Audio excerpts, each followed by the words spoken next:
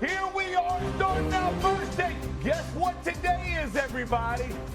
Stephen A's 70th birthday. Can we all say happy birthday to our boy?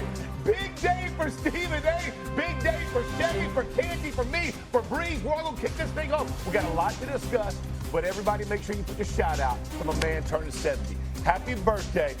Holla at you, boy. From a 13-0 deficit to a 17-16 lead.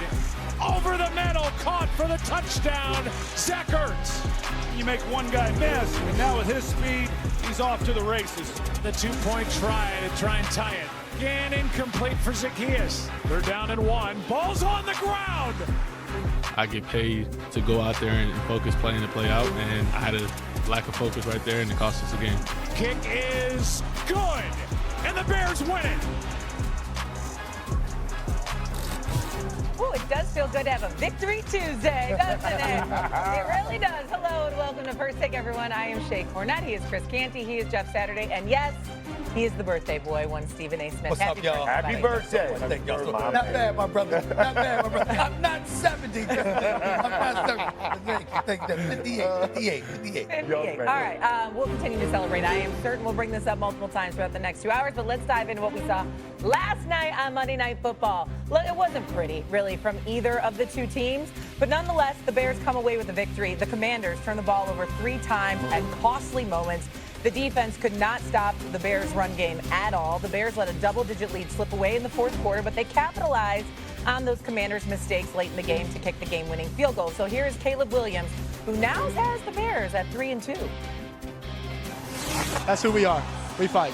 That's what Coach said. You know, we went 0-2 the first 2 games. We tied it back up, went 2-2, and now we're 3-2 because of our fight, because of our, how we face adversity and how we come through and come together. I think it says a lot about our locker room right now. They're not just believing, but now they're starting to understand that, man, if this thing's close in the fourth quarter, then someone's going to step up and make a play for us. All right, so that's some good news. Again, there was some sloppy football from both teams here. But, Canty, do you at this point now trust Caleb Williams and the Bears?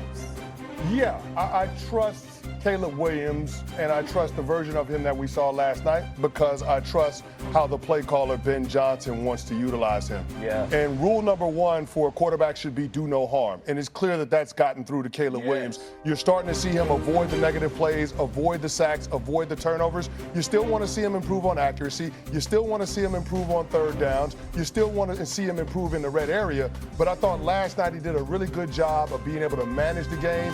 And in situational football, in key moments, he thrived, right? Yeah. You're talking about the Washington Commanders bringing that blitz on third down in that fourth quarter, and he beats the blitz by getting it out of his hands to DeAndre Swift. DeAndre Swift breaks a tackle. Marshawn Lattimore, shame on yourself because that was a loaf, but it ended up leading to a 55-yard touchdown and an opportunity to take the lead. So those are the types of things that Caleb Williams is doing now, and I think the message has been loud and clear from Ben Johnson. Don't rely on your ability to create the splash plays. Rely on the offense and let the skill position players around you do the heavy lifting. And it seems to have gotten through to him, and that's why this Bears team has gotten a little momentum, winning 3 in a row. Well, I can tell you this to you. I think that, you know what, definitely I would answer yes to this question in terms of trusting Caleb, because Caleb is trusting others. And that's really the key. Yeah. He's not trying to play hero ball and not trying to rely on his talent and looking at a Jayden Daniels and saying, this is what this brother's brought to the table. Let me match that, or let me one-up that and go out there and play hero ball and find yourself making pivotal mistakes. I don't think that's the case. I think Ben Johnson has reeled him into such a degree in terms of, I know what talent you have. I believe in your talent. But this is what it's going to take to win football games on the National Football League level. Make sure you don't do that. Don't hurt yourself, all right? Yeah. You don't hurt the team. Prioritize making sure you protect the football, doing what you can for that. Then I look at them going out to a 13-0 lead, capitalizing off the turnovers. Why do I bring something like that up? Because you got a situation where right now every single team in the NFC North is the only division where every single team's got to win a record right now, right? So you're looking at the NFC North, and the reason I bring that up is because rather than looking at yourself as a team that's there, you're looking at yourself on the come up. You're scratching and you're clawing and you're saying to yourself, you know what, we're not here yet, but we intend to be. You know, you're playing that way. And in a sense, that's almost like playing with house money because the pressure's on Green Bay. The pressure's on Detroit. To a lesser degree, the pressure is on Minnesota, more so than it is on Chicago. Chicago's here on the come up. You're Minnesota, you got to make sense out of J.J. McCarthy being the guy that you decided to invest in. You're the Green Bay Packers, you just traded for Micah Parsons.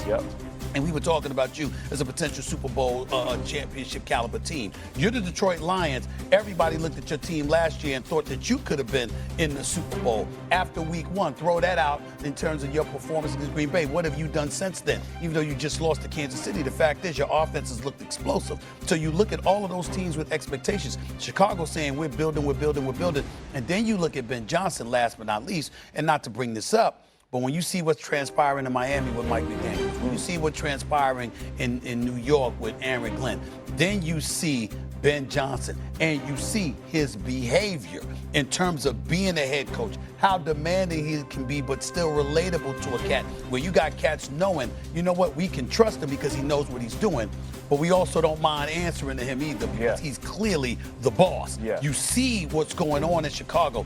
I like what I'm seeing. Absolutely. I fully agree with this. And I'll say this is so much more about just Caleb Williams. You know, do you trust him? You do. But to your point, like Ben Johnson picked the Bears, right? Like he knew the warts going in. They're in the same division. He knew who Caleb Williams was. He knew what this roster looked like, and he took on the job knowing he's going to go face the teams. Not only did he coach with that he had coached against for so many years, but I think about like what you said, Canty.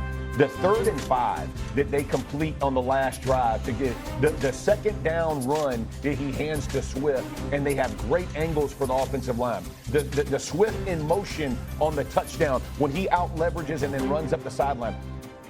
I think Ben Johnson has done a fantastic job of setting up his players to be successful, and they're very efficient and they're following what they should be doing. And to his point, you're down 8 points. You can't get it all back, right? So it's the first time I've seen Caleb Williams go, hey, I'm going to make a play. I'm going to throw this ball out to Swift. Swift makes an incredible play. They don't convert on the 2-point conversion. Looks frustrating. Guess what? Our defense is going to give us another chance. We're going to go down and do these things. I think it's that trust that you see being built.